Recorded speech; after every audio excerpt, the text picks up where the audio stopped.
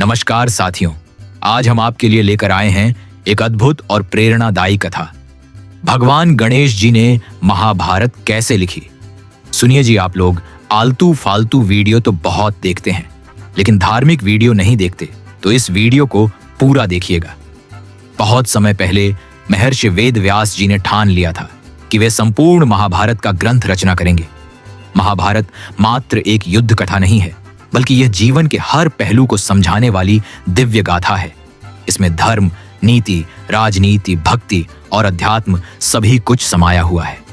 वेदव्यास जी को जब लगा कि यह कार्य अकेले संभव नहीं होगा, तब उन्होंने सोचा कि कोई दिव्य लेखक होना चाहिए जो उनके उच्चारित श्लोकों को तुरंत लिख सके।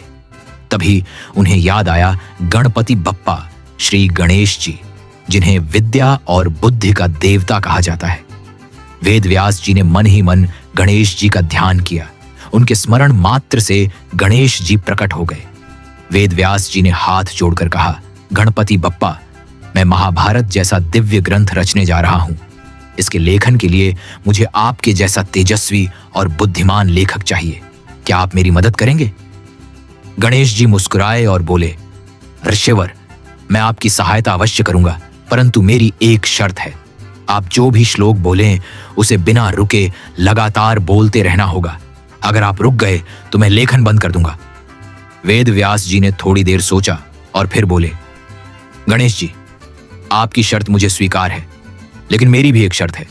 आप तभी लिखेंगे जब श्लोक का अर्थ भली भांति समझ जाएंगे। यदि श्लोक गूढ़ और जटिल होगा तो आपको पहले उसका अर्थ समझना होगा। गणेश जी ने हंसकर कहा, ऋषिवर, यह तो उचित है, अब आप आरंभ कीजिए। इस प्रकार महाभारत का लेखन प्रारंभ हुआ। वेदव्यास जी श्लोक बोलते जाते और गणेश जी उसे अपने दिव्य लेखनी से लिखते जाते। गणेश जी की गति इतनी तेज थी कि उन्हें रोकना लगभग असंभव था, लेकिन वेदव्यास जी भी कम नहीं थे। जब जब उन्हें विश्राम की आवश्यकता होती, वे अत्यंत गूढ़ और गहन श्लोक बोलते, जिनका अर्थ समझने में गणेश जी को समय लगता। उस दौरान वेदव्यास जी विश्राम कर लेते और फिर आगे का श्लोक सुनाते। कहते हैं कि इस प्रकार लगभग 3 वर्षों तक यह कार्य लगातार चलता रहा। गणेश जी ने अपना पूरा ध्यान और समर्पण इस लेखन में लगाया। गणेश जी की टूटी दांत की कथा कहानी का एक और अद्भुत पहलू है। कहते हैं कि जब गणेश जी लिख रहे थे, उनकी लेखनी अचानक टूट गई। अब समस्या यह थी कि बिना रुके उन्हें लिखते रहना था। गणेश जी ने अपनी शर्त को निभाने के लिए तुरंत अपना दाहिना दांत तोड़ लिया और उसे ही लेखनी के रूप में इस्तेमाल करने लगे। तभी से गणेश जी को एक दंत कहा जाने लगा, यानी जिनका एक ही दांत है। यह घटना उनके बलिदान और संकल्प को दर्शाती है। वे अपनी बात पर अडिग रहे और कार्य को अधूरा नहीं छोड़ा। महाभारत का पूर्ण होना आखिरकार वर्षों की साधना और निरंतर परिश्रम के बाद महाभारत का लेखन पूरा हुआ। यह महाग्रंथ लगभग 1 लाख श्लोकों का है, जो विश्व का सबसे बड़ा महाकाव्य माना जाता है।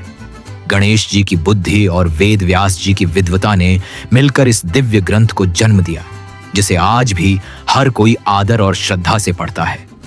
इस कथा से हमें कई गहरी सीखें मिलती हैं। जैसे गणेश जी ने बिना रुके लगातार लेखन किया, वैसे ही हमें अपने कार्य में निरंतरता बनाए रखनी चाहिए। गणेश जी ने केवल लिख ही नहीं दिया, बल्कि हर श्लोक का अर्थ समझकर लिखा। जब कलम टूट गई तो गणेश जी ने अपना दांत तोड़कर लेखन जारी रखा।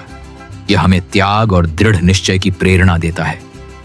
वेदव्यास जी और गणेश जी ने मिलकर असंभव को संभव किया। मिलकर कार्य करने से बड़ी कठिनाई पार की जा सकती है। इस प्रकार महाभारत केवल एक ग्रंथ नहीं, बल्कि मानव जीवन का दर्पण है, और इसके निर्माण में गणेश जी का योगदान सदैव अमूल्य रहेगा। तो मित्रों, अगली बार जब आप महाभारत का नाम सुने तो याद रखिएगा कि इसके पीछे गणपति बप्पा का त्याग, धैर्य और असीम बुद्धि छिपी है।